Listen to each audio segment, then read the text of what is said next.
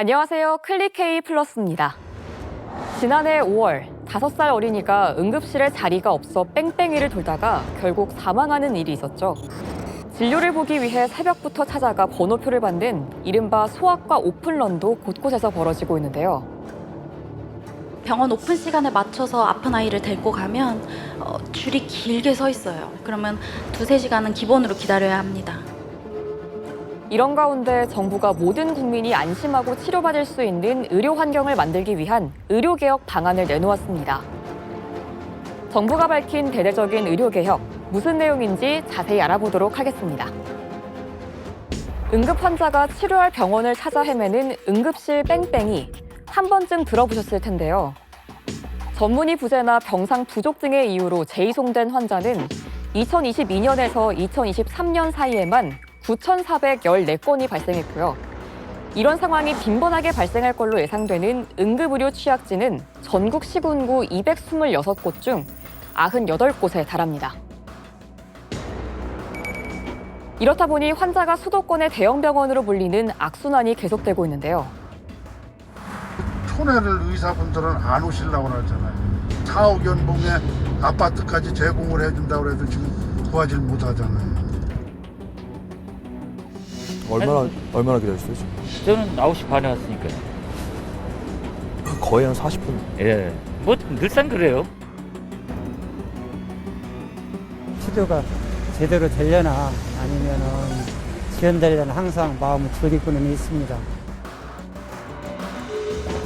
이에 정부는 심각한 고령화 추세와 지역, 필수 의료를 살리기 위해서는 의대 정원 2,000명 증원이 꼭 필요하다고 강조했습니다.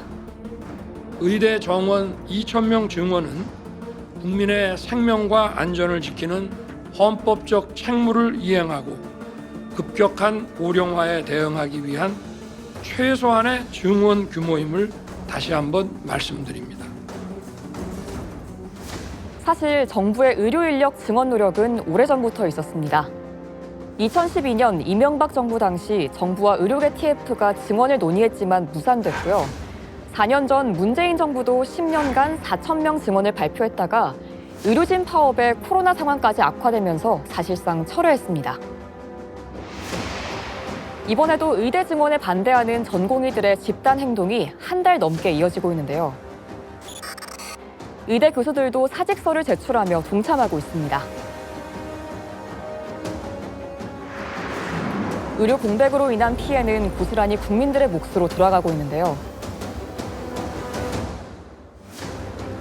진료를 해가면서 투쟁을 좀 한다던가 좀 이래야지. 그럼 어떻게 되는 거예요? 죽어야지 뭐. 여기서 해주는 대로 받아먹는 형태가 되니까 하여튼 좀 바빠요.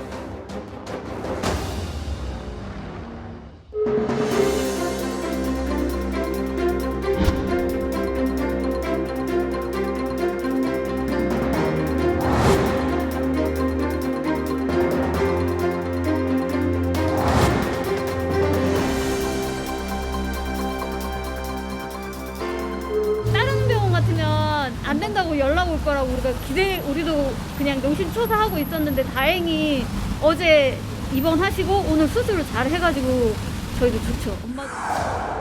이렇게 현장을 지키겠다는 의료진들의 움직임도 점차 확산하는 가운데 지난 1일 윤석열 대통령이 의료개혁을 직접 설명하기 위해 국민 앞에 섰습니다.